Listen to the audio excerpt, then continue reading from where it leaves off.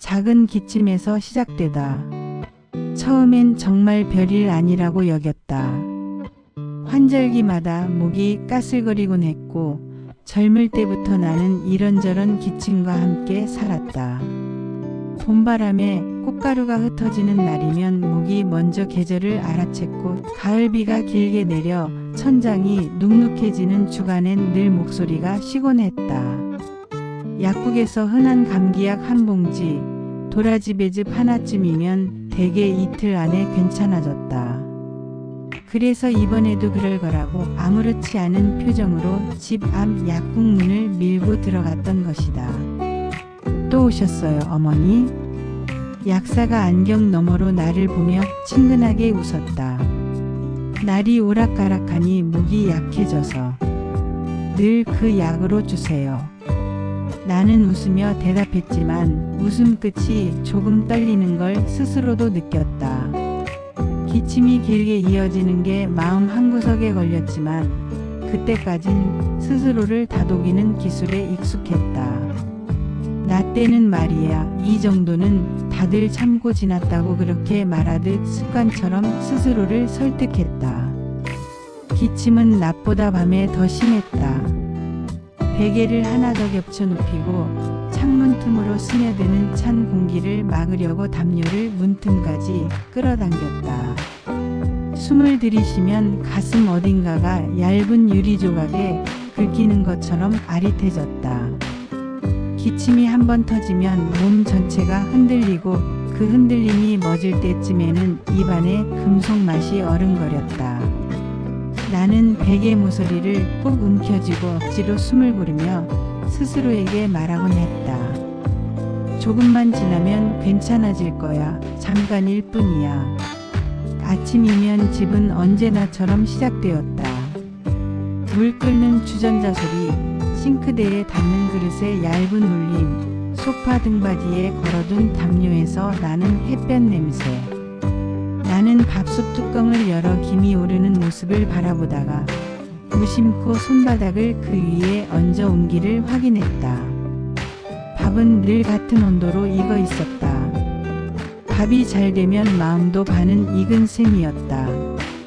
손주 지우가 방문 틈으로 머리를 내밀었다. 할머니, 오늘은 계란말이? 알지, 우리 지우가 좋아하는 노란데. 나는 일부러 더 환하게 대답했다. 도마 위에 팔을 송송 썰며 고운 초록이 흰 도마 위에 흩어지는 모양을 한참 감상했다. 간장 한 방울, 우유 한 모금, 달걀 3개. 젓가락으로 둥글게 휘저을 때 노란 거품이 가장자리에 달라붙었다.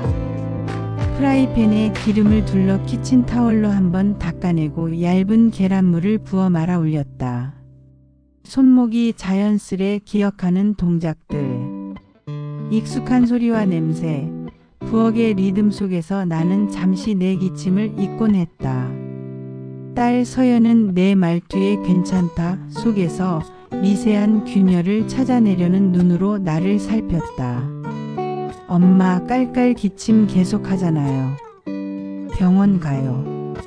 이걸로 나 때는 이런 건 약 한 봉지면 됐단다.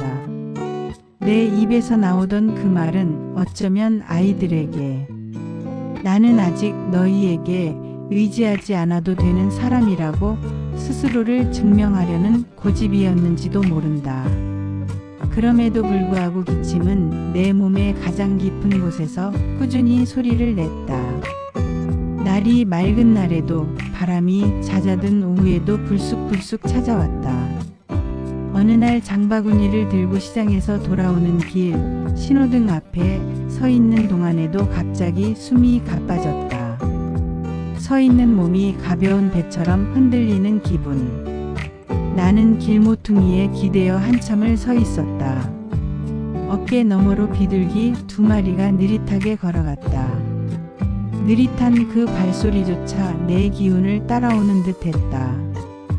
밤이면 기침은 깊어지고 새벽은 길어졌다. 천장에 손가락으로 보이지 않는 원을 그리며 시간을 건너뛰고 싶었다. 새벽 3시, 5시, 그리고 다시 7시. 시계바늘이 내 심장 소리를 닮아가고 심장 소리에 기침이 섞여 들어가면 어느 쪽이 먼저였는지 순서가 흐려졌다. 나는 옆방의 문틈에 새어나오는 아이 코 고는 소리를 들으며 생각했다. 조금만 더 버텨보자.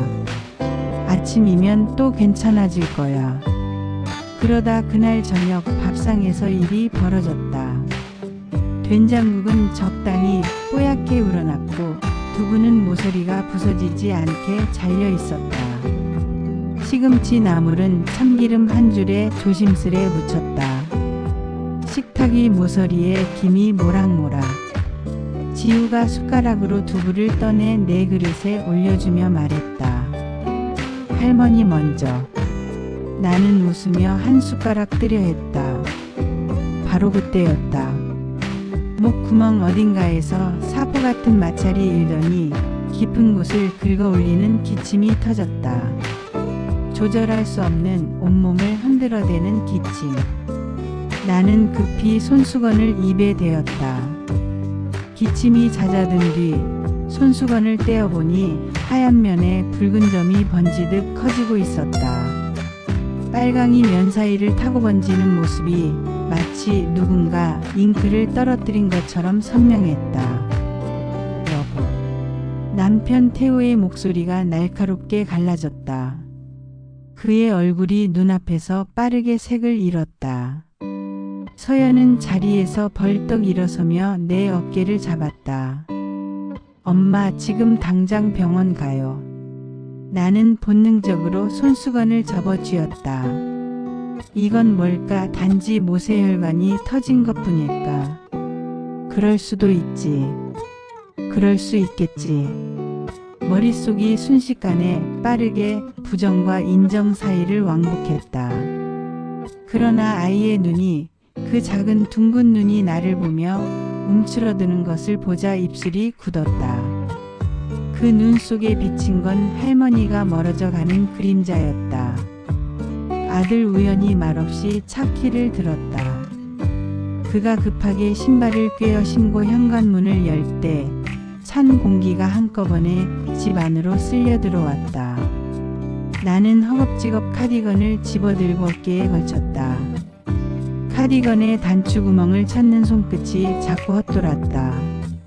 괜찮다 속으로 중얼거렸다. 하지만 괜찮다는 말은 그날따라 낡은 니트처럼 군데군데 해져 있었다. 병원으로 향하는 차 안에서 가로등 불빛이 일정한 간격으로 유리창을 스쳐 지나갔다. 불빛이 스칠 때마다 내 얼굴이 창에 비쳤다가 사라졌다. 그때의 내 얼굴은 내가 알던 얼굴과 조금 달랐다.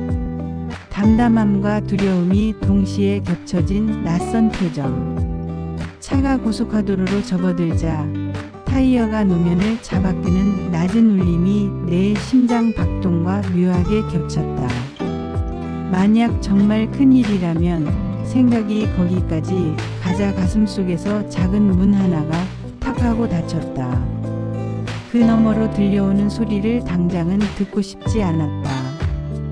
응급실의 불빛은 무심했다. 나는 접수 창구 앞 의자에 앉아 자신의 이름과 생년월일을 또박또박 말하는 사람들의 목소리를 들었다. 내 차례가 되어 주민등록번호를 읽는 동안 절반은 분명하고 절반은 멍청했다. 간호사가 내 손목에 팔찌를 채우고 채운 개를 겨드랑이에 끼워주며 물었다. 기침은 언제부터, 피는 얼마나 후 골라는요? 몇 달 되고요. 피는 오늘 처음. 숨은 밤에 조금. 내가 대답하는 사이에도 한두 번 마른 기침이 잇따랐다. 간호사는 고개를 끄덕이며 내 등을 부드럽게 두드렸다. 이상하리 많지. 그 손길이 따뜻했다. 그 온기가 내 몸의 어느 지점을 지나갈 때 나는 순간적으로 눈을 감았다. 사람의 손이 이렇게 위로가 될 때가 있구나. 검사실로 이동하는 휠체어에 앉아 바닥에 타일 패턴이 일정한 박자를 만들었다. 하얀 격자 사이로 형광등의 반사가 길게 늘어졌다. X-레이, CT 그리고 체열. 기계가 내 몸을 통과해 이미지를 만들어내는 동안 나는 내 장기들이 차례로 노출되는 기분을 느꼈다. 내 내부가 하나의 도면이 되어 낯선 모니터 위에 펼쳐졌다. 저 화면 속 회색과 검은색의 경계 중 어느 것이 나의 운명일까? 생각이 온통 색조와 그림자에 매달렸다. 검사실 문이 닫히고 열릴 때마다 금속 힌지에서 츤 끌리는 소리가 났다. 그 소리가 어쩐지 오래된 장롱 문을 여는 소리와 닮아 있었고 나는 그 장롱 안에서 오래 접어둔 기억들이 부스럭대며 깨어나는 걸 느꼈다. 기다림. 기다림은 언제나 시간을 2배로 늘린다. 나는 대기 의자에 앉아 벽시계를 보았다. 초침이 한 칸을 옮길 때마다 심호흡을 한 번씩 하기로 스스로에게 약속했다. 숨을 들이마시며 폐 속 어딘가가 아주 가늘게 긁히는 감각을 또렷이 느꼈다. 아프다고 말하면 더 아파질 것 같아서 나는 말하지 않았다. 아들이 내 옆에 앉아 휴대폰을 움켜쥐고 있었다. 검색창의 빛이 그의 눈을 하얗게 비췄다. 그 아이 눈 속에 숫자가 떠다니지 않았으면. 나는 바랐다. 남편은 두 손을 가지런히 모아 무릎 위에 올려놓고 가끔씩 내 얼굴을 훔쳐보았다. 그 눈빛에 담긴 질문, 많이 아프냐는 말을 그는 끝내 입 밖으로 꺼내지 못했다. 다만 그 침묵이 더 큰 소리로 내 곁에 앉아 있었다. 의사는 결과가 나오기 전이라고 날숨을 너무 급히 몰아쉬지 말라고 오늘은 일단 경과를 보자고 말끝을 길게 늘여 설명했다. 나는 설명 사이사이에 괜찮다를 끼워 넣었다. 작은 고무줄처럼 늘었다 줄어드는 괜찮다. 그러나 집으로 돌아오는 차 안 가로등 사이의 어두운 구간을 지날 때마다 나는 내 안의 어둠과 맞닥뜨렸다. 혹시, 정말로 혹시 그 다음 말을 끝까지 하지 못하고 다시 고개를 저었다. 밤 공기가 유리창을 스쳐 지나갈 때 유리 안쪽은 따뜻하고 바깥은 차가웠다. 내 마음도 그랬다. 바깥은 싸늘했고 안쪽은 식지 않으려 애쓰고 있었다. 집문을 여니 밤 냄새가 아직도 가라앉지 않은 채 공중에 떠 있었다. 나는 싱크대 앞에 서서 천천히 물을 내려 컵을 씻었다. 물줄기가 컵 안쪽을 타고 내려가 하수구로 사라질 때 담담함이라는 이름의 얇은 막이 내 마음 위에 다시 형성되는 걸 느꼈다. 내가 무너지면 애들이 같이 무너진다. 밥을 해야 한다. 식탁을 지켜야 한다. 나는 스스로에게 일을 부여했다. 다듬을 팔을 꺼내고 다음 날의 장보기 목록을 머릿속에서 적어 내려갔다. 파, 두부, 닭가슴살, 사과, 생강. 하나둘 떠오르는 식재료는 어둠 속의 전등 스위치 같았다. 누를 때마다 방 하나씩 불이 켜졌다. 모든 방의 불을 다 켤 수는 없겠지만 최소한 거실과 부엌만은 환하게 두고 싶었다. 그날 밤 잠들기 전 베개를 2개 겹치며 나는 조용히 중얼거렸다. 조금만 더. 숨을 들이마시자 폐 속의 얇은 유리가 다시 한번 긁히는 듯 했다. 나는 천천히, 아주 천천히 숨을 내쉬었다. 시계의 초침이 한 칸 더 움직였다.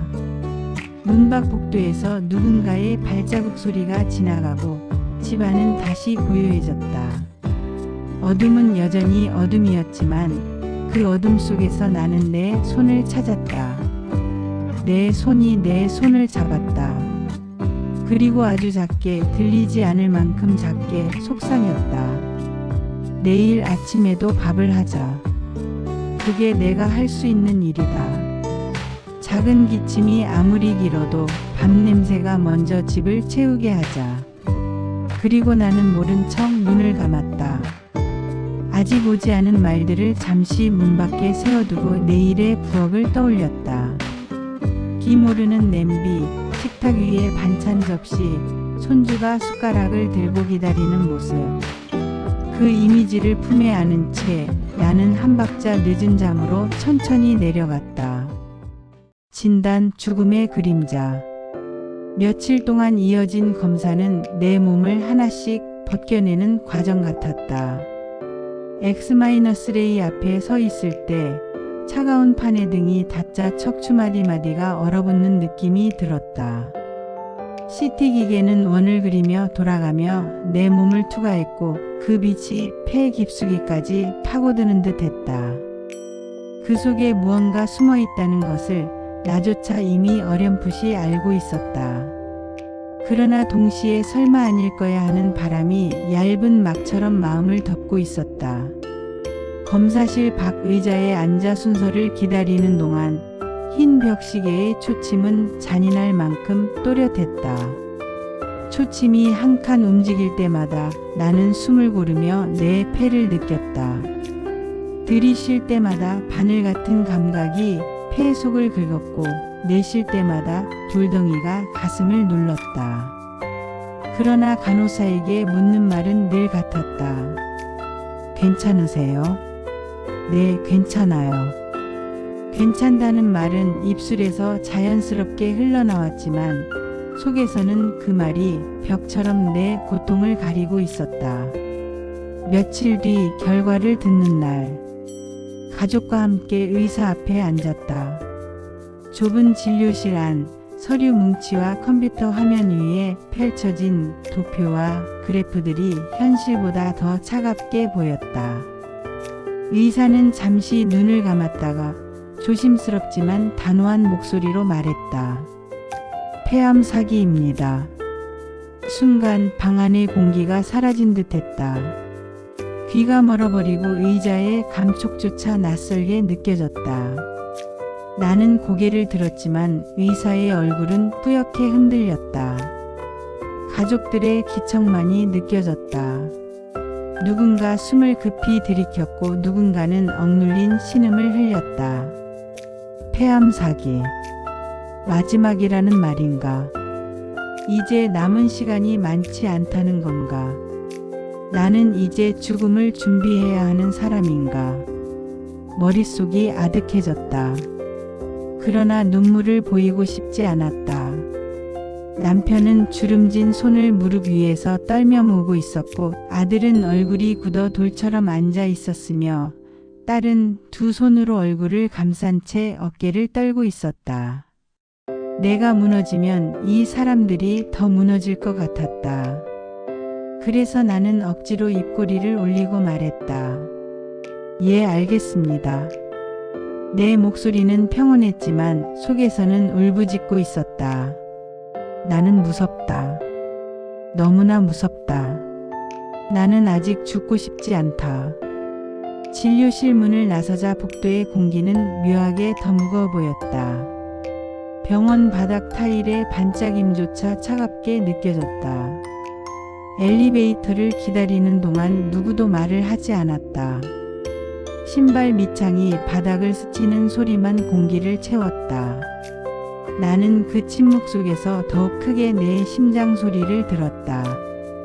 집으로 돌아오는 차 안에서 가로등 불빛이 창밖으로 스쳐 지나갔다. 불빛 사이의 어둠은 내 마음 같았다. 가로등이 켜질 때마다 잠시 빛이 비치다가 곧 다시 어둠 속에 묻혔다.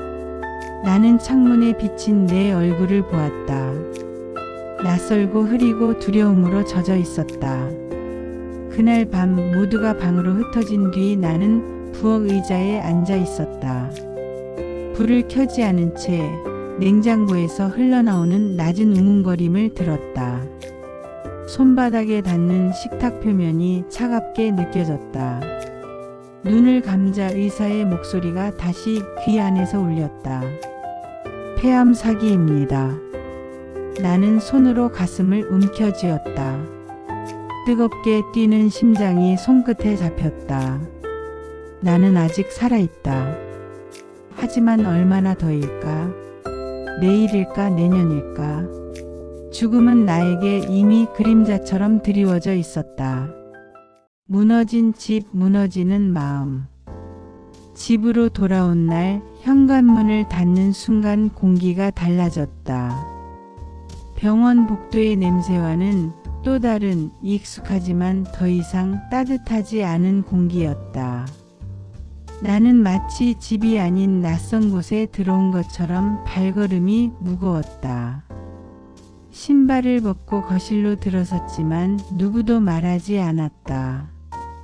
남편은 무겁게 숨을 몰아쉬며 안방으로 들어갔고 큰아들은 소파에 잠시 앉았다가 휴대폰을 움켜쥔 채 자기 방으로 들어갔다.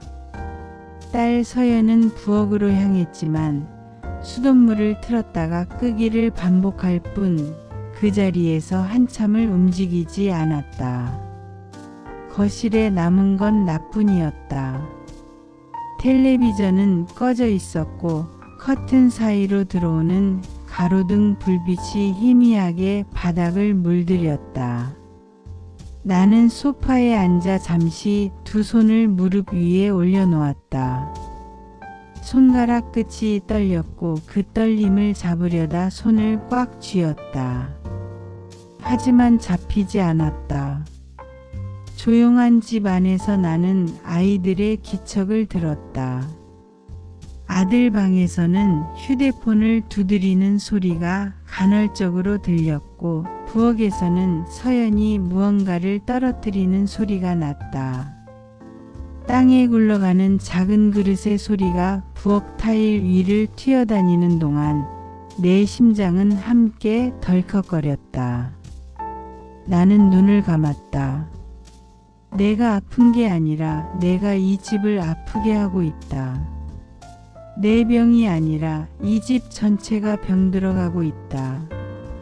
나의 폐에 자리 잡은 덩어리가 우리 집안 구석구석에도 어둡게 퍼져나가는 것 같았다.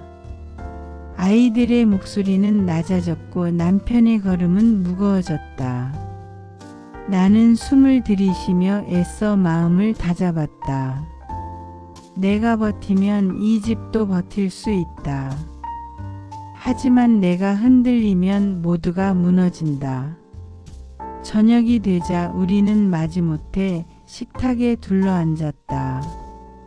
식탁 위에는 밥과 국이 놓여 있었지만 누구도 수저를 들지 않았다. 어색한 침묵 끝에 딸이 입을 열었다.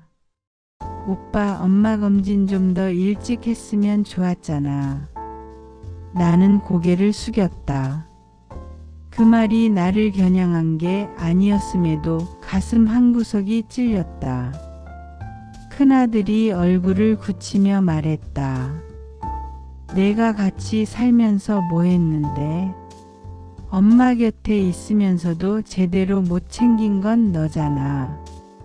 그들의 목소리가 점점 높아졌다. 원망과 후회의 화살이 식탁 위를 오갔다. 나는 두 사람의 얼굴을 번갈아 바라보다 눈을 감았다. 내 병이 이 아이들을 서로 탓하게 만들고 있다. 내가 이 집의 중심이었는데 이제는 갈라지게 하는 이유가 되어버렸구나. 그 순간 어린 손주의 목소리가 들렸다. 엄마, 할머니 죽어? 나는 가슴이 덜컥 내려앉았다. 그 말은 칼날처럼 날카로웠고 동시에 너무나 순수했다.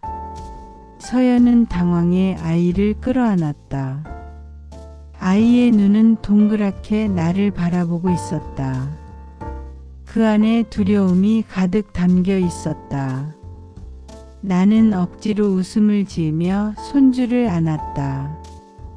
우리 지우는 세상에서 제일 큰 의사네. 할머니는 아직 안 죽어. 괜찮아. 그러나 마음속에서는 절규했다. 나는 아직 죽고 싶지 않다. 나는 이 아이 곁에 더 있고 싶다. 나는 아직 준비가 되지 않았다. 밤이 깊어 모두가 방으로 들어간 뒤 나는 부엌불을 켜지 않고 의자에 앉아 있었다.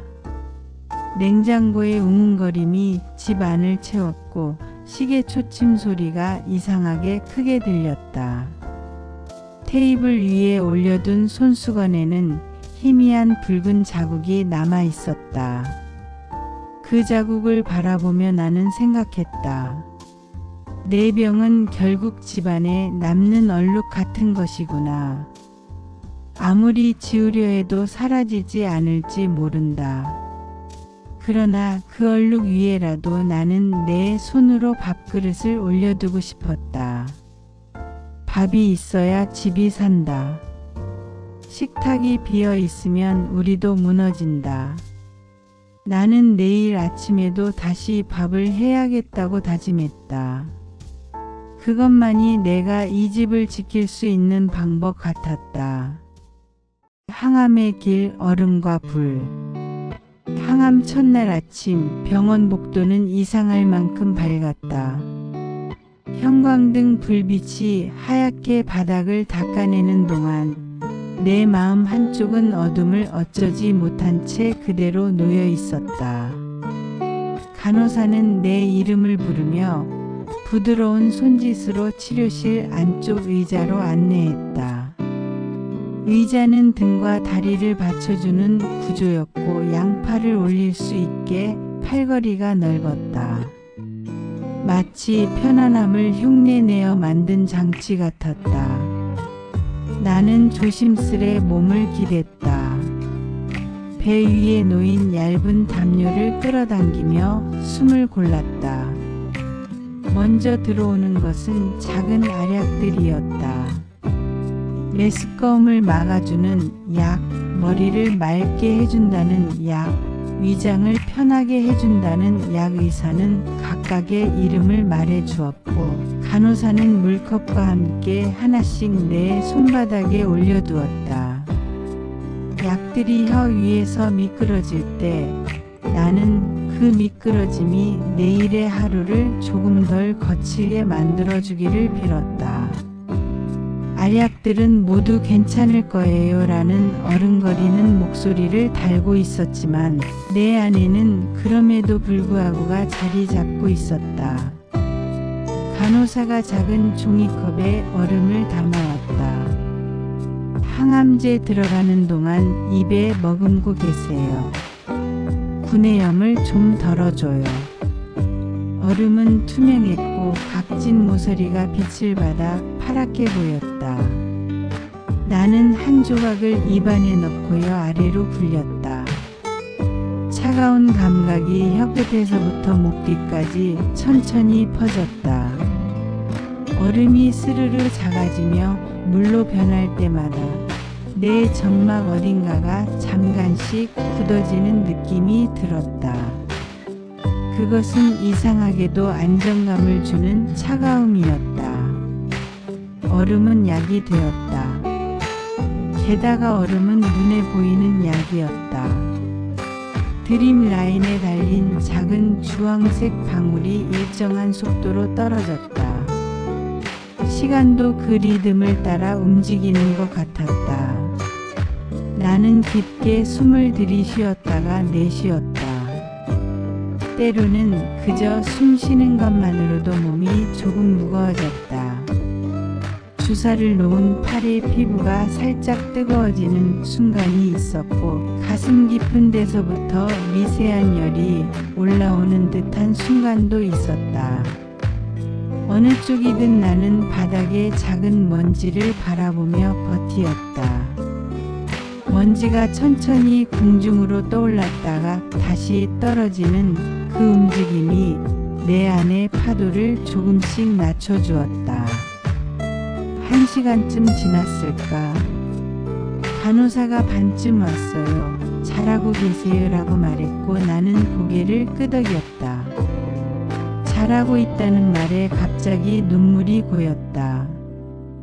잘하고 있다는 건 무엇이 잘 되고 있다는 뜻일까? 울지 않는 것, 도망치지 않는 것, 약의 통로가 되어주는. 마음껏 그 모든 것이 잘하고 있다는 칭찬을 받을 만한 일일까? 나는 담요 가장자리를 잡고 손끝으로 고르게 문질렀다.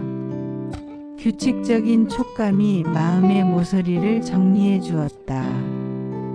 치료가 끝나고 집에 돌아오는 길, 모텔 간판에 붉은 네온이 낮게 깜빡였고 길 건너 분식집에서 튀김기름 냄새가 바람을 타고 넘어왔다. 그 냄새가 코에 닿자마자 속이 울렁거렸다. 차창을 조금 내리고 찬 공기를 들이마셨다. 목 뒤로 한 줄기 소름이 스며들었다. 이제부터 시작이구나. 그 밤 잠들기 전까지 나는 얼음의 각진 감촉을 계속 떠올렸다. 얼음을 입에 머금고 있던 동안에만 내 몸과 마음이 같은 온도로 조용히 식어 있었던 기억을. 둘째 날 오전 오심이 본격적으로 올라왔다. 냄새는 적의 얼굴을 하고 다가왔다.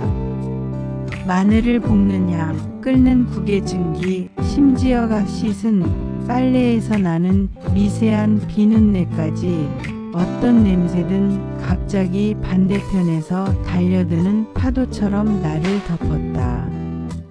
서연이 작은 쟁반을 들고 방으로 들어왔다. 투명한 그릇에 담긴 메밀묵, 작은 컵에 담긴 차가운 두유, 으깬 바나나가 얇게 눌려 있었다. 엄마, 뜨거운 건 냄새가 올라오니까 이걸로. 조금씩 자주. 나는 고개를 끄덕이고 젓가락을 들어 메밀묵 한 모서리를 조심스레 집었다. 젓가락을 지나 입으로 들어오는 그 한 점이 커다란 바위를 옮기는 노동처럼 느껴졌다. 삼킬 때 목 뒤쪽이 가을물처럼 차갑게 내려갔다. 그 차가움이 속을 누그러뜨렸다. 두유를 작은 모금 마실 때도 같은 느낌이 났다. 나는 작은 물고기처럼 입과 목을 짧게 움직였다. 움직임마다 살아야 한다가 뒤따랐다. 아주 작은 단어였지만 삼키는 동작과 함께 늘었다 줄었다 하며 내 몸 구석구석에 들러붙었다. 셋째 날부터는 몸살이 불쑥 끼어들었다. 관절들이 낮게 신음했고 다리는 밤마다 작은 경련을 만들었다.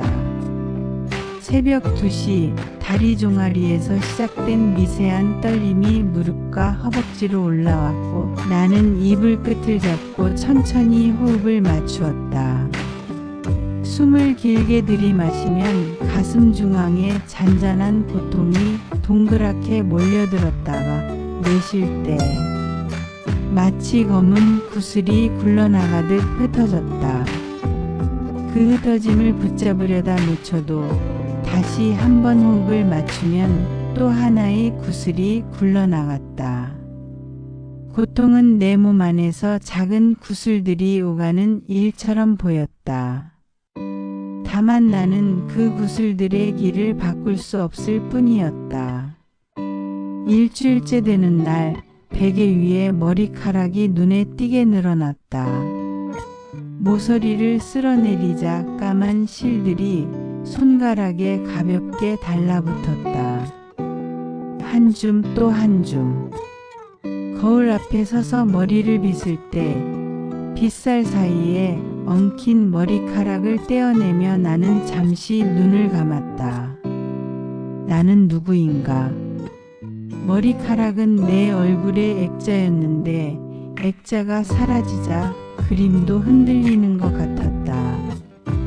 그래도 나는 빗을 내려놓고 스카프를 선택했다. 파란 꽃이 잔잔히 박힌 면 스카프. 스카프를 돌려 매다가 매듭이 마음처럼 잘 묶이지 않아 세 번째에서야 조용히 맞춰졌다. 매듭이 목덜미에 닿았을 때 나는 조금 덜 흔들렸다. 구내염은 예고 없이 찾아왔다.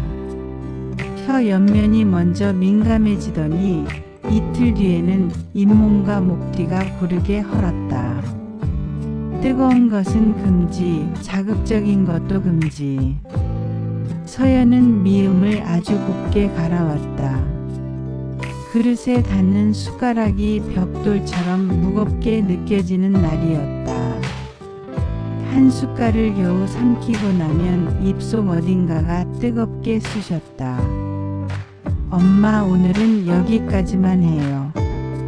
서연이 조심스레 말하면 나는 고개를 끄덕였다. 그러고 나서 두 손을 엉겁결에 모으게 되는 순간들이 있었다.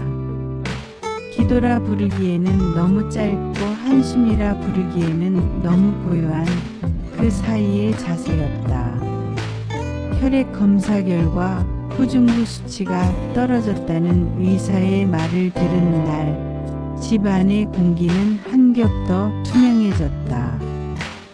투명하다는 건 취약하다는 뜻이었다.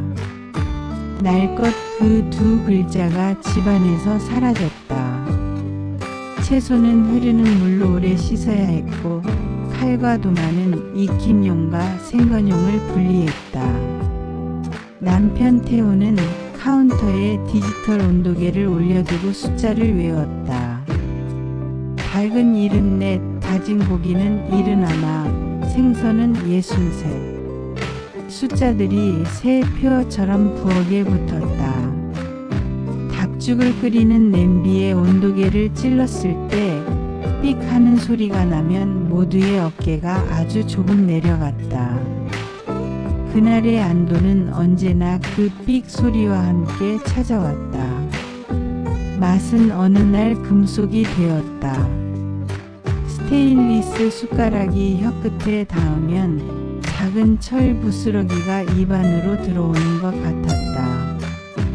우연히 플라스틱 숟가락을 사와서 내 손에 쥐어주었다. 엄마, 이걸로 드셔보세요.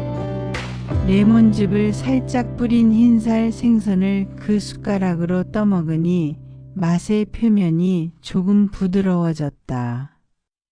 이건 먹어지네. 내가 말하자 아이는 눈을 동그랗게 했다. 아주 사소한 승리였지만 그 승리는 그날을 버티게 했다. 입안에 남는 레몬의 미세한 산미가 내 마음의 오랜 금속성을 녹여냈다. 밤마다 잠은 얇았다. 얇아서 찢기 쉬웠다. 눈을 감으면 병실의 불빛, 주황색 방울, 얼음의 각, 베개 위 머리카락의 감촉이 뒤섞여 떠올랐다. 그런 밤이면 나는 부엌으로 걸어 나와 컵에 미지근한 물을 따라 한 모금씩 마셨다. 수돗물의 미세한 염소 냄새조차도 그 시간에는 위로가 되었다. 물이 식도를 타고 내려가 가슴에 닿을 때 나는 내 안에 작은 연못이 있다고 상상했다. 낮에는 돌이 던져져 파문이 일던 연못, 밤에는 그 파문이 아주 천천히 잦아드는 연못. 나는 그 잦아듦을 기다렸다. 그러다 문득 싱크대 앞에서 스탠드 조명을 켜지 않은 채 서서 창문 밖 어둠을 들여다보았다.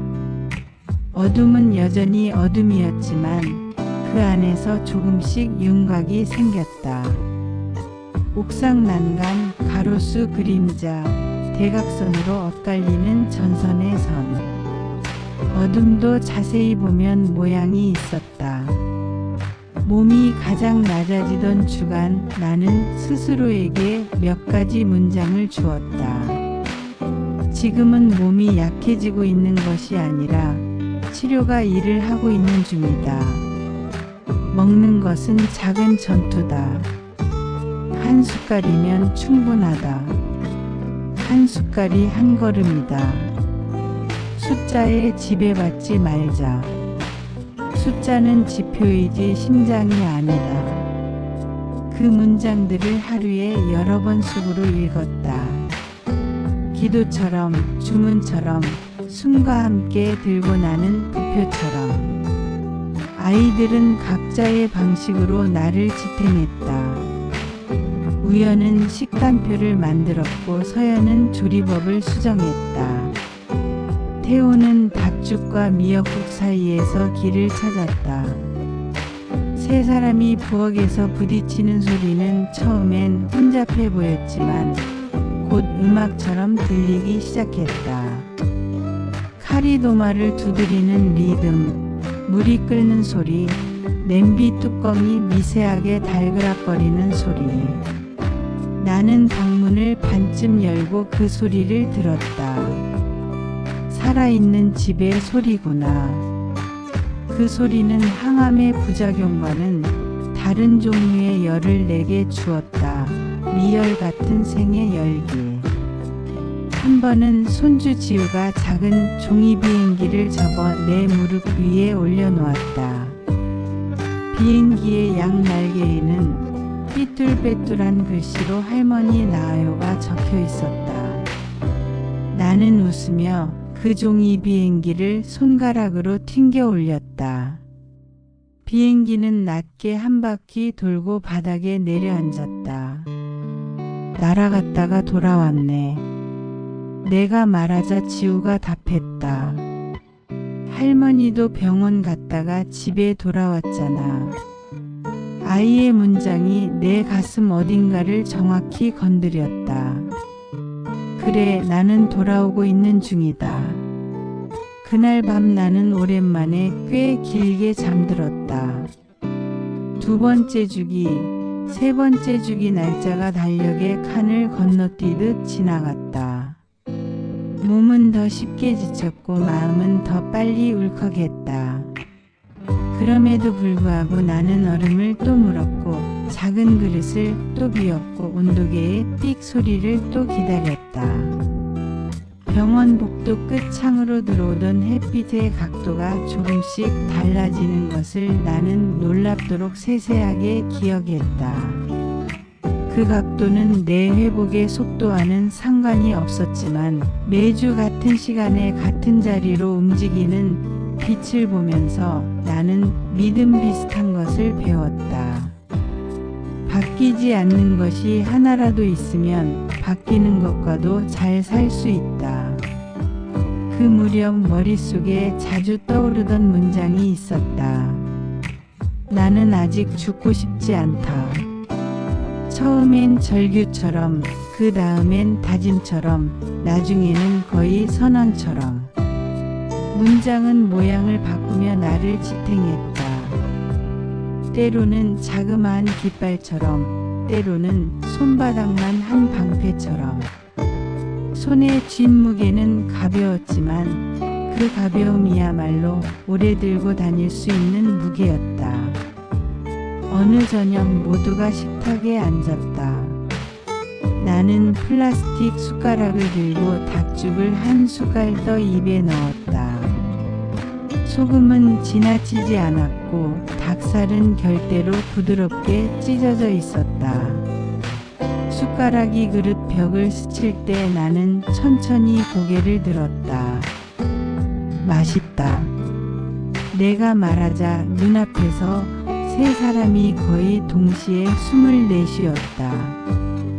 같은 집에 살면서도 오랫동안 맞추지 못했던 호흡이 그 순간 장관 같은 박자에 닿았다. 우리는 서로를 바라보았다. 누구도 크게 웃지 않았지만 모두의 눈이 조금씩 반짝였다. 나는 알았다. 항암의 길은 끝과 시작을 동시에 데리고 다니는 길이라는 것을.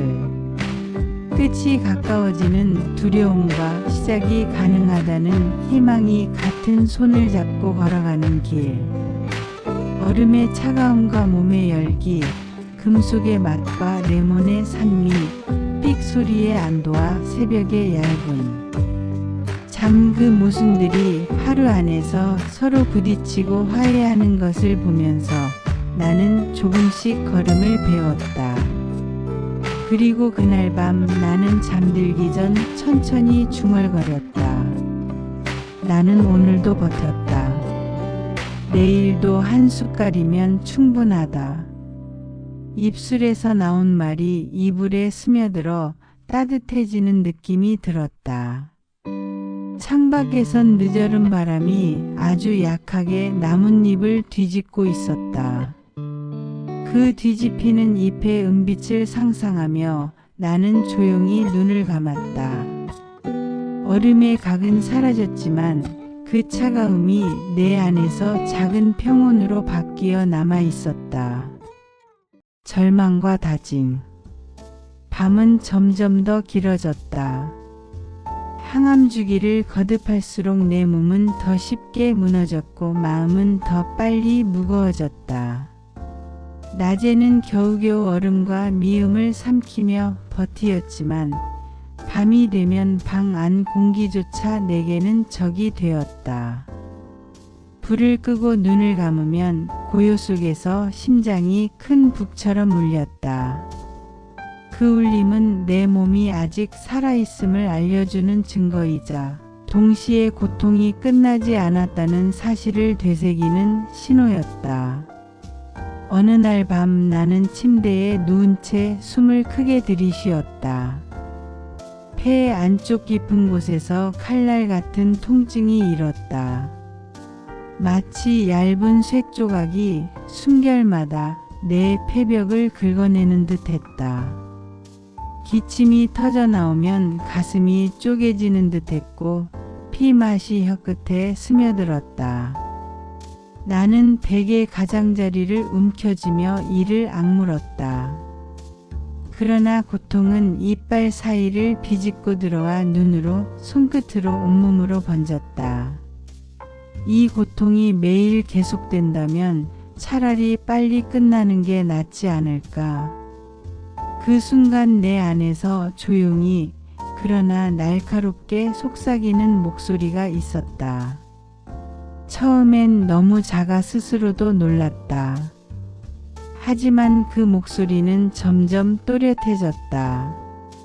나는 두려움과 안도의 경계 위에서 흔들렸다.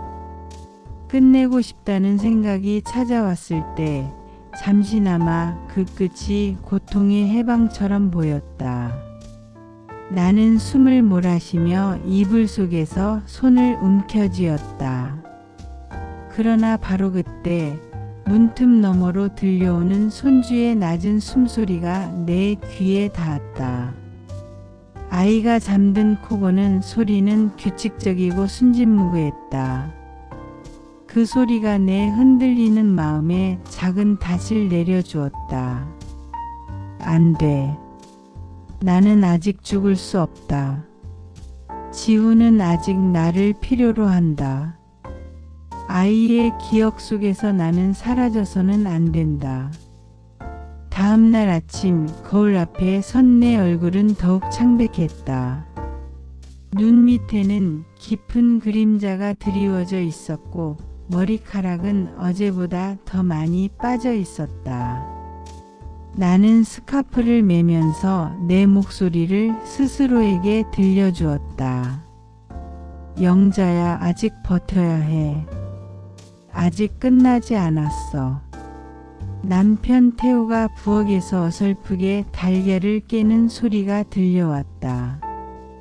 달걀 껍데기가 깨지며 부딪히는 소리, 후라이팬에 기름이 지글거리는 소리, 그 소리는 어수선했지만 묘하게 위로가 되었다.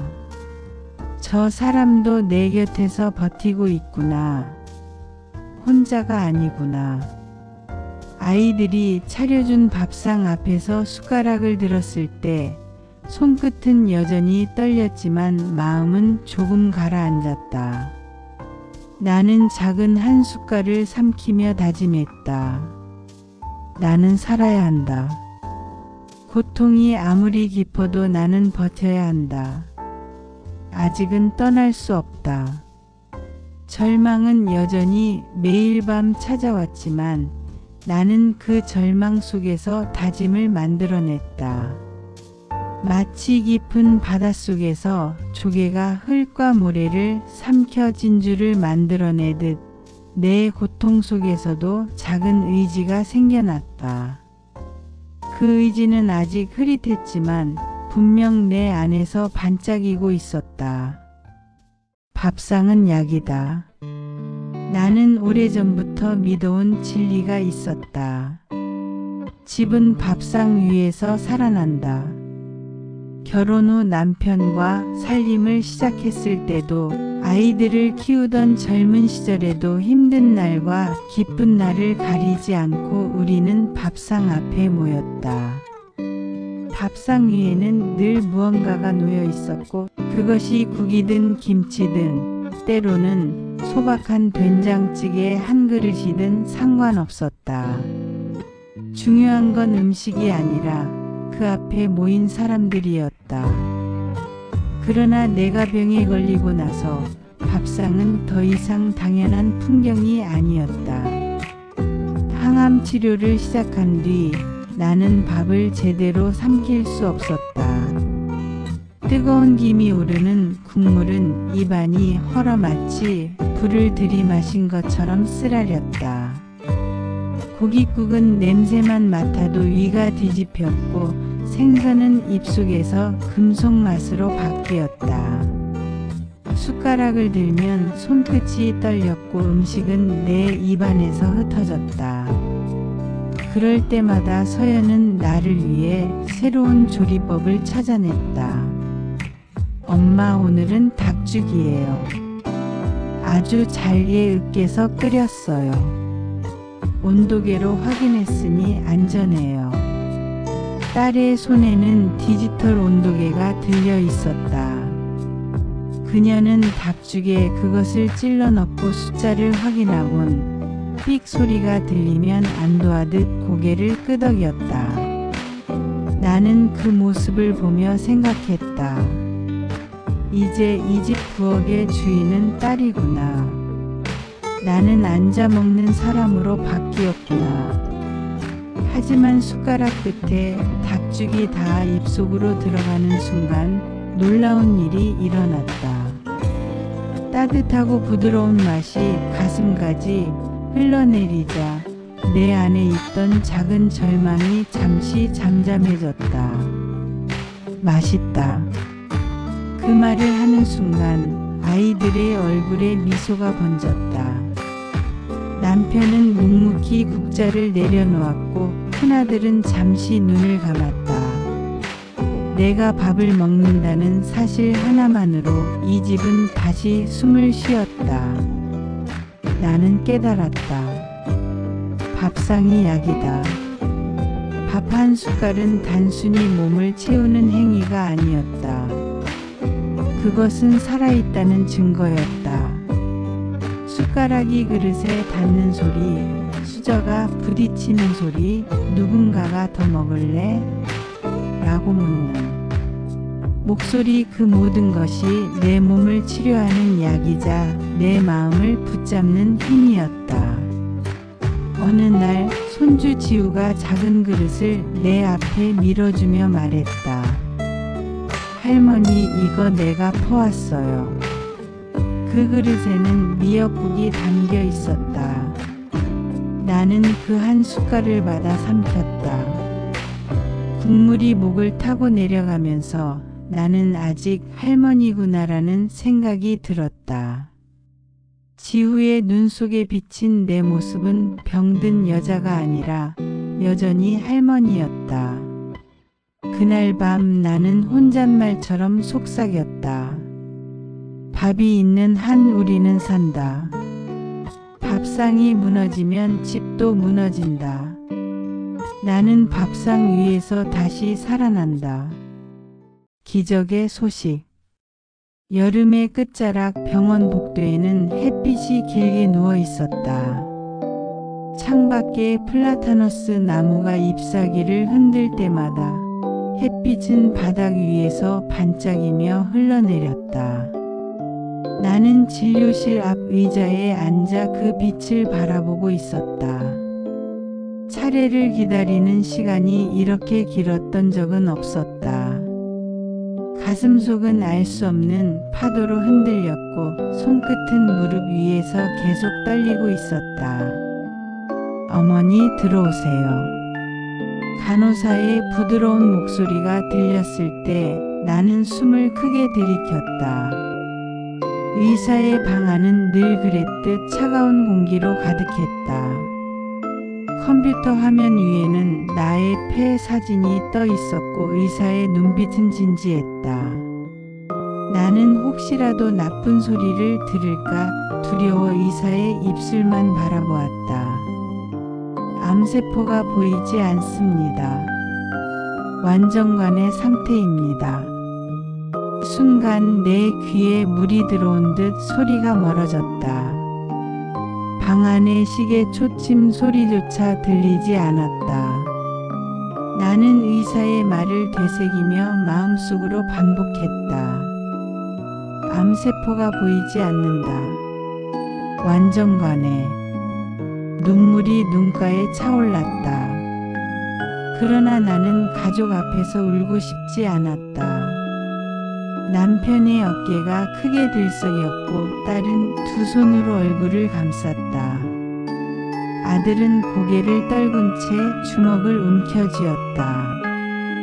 그들의 눈물은 이미 흘러내리고 있었지만 나는 억지로 웃음을 지으며 말했다.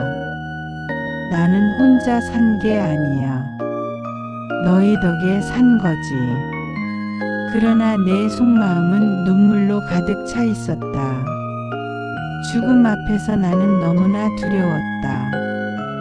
밤마다 절망과 싸우며 끝내고 싶다는 생각과 붙잡히며 흔들렸었다.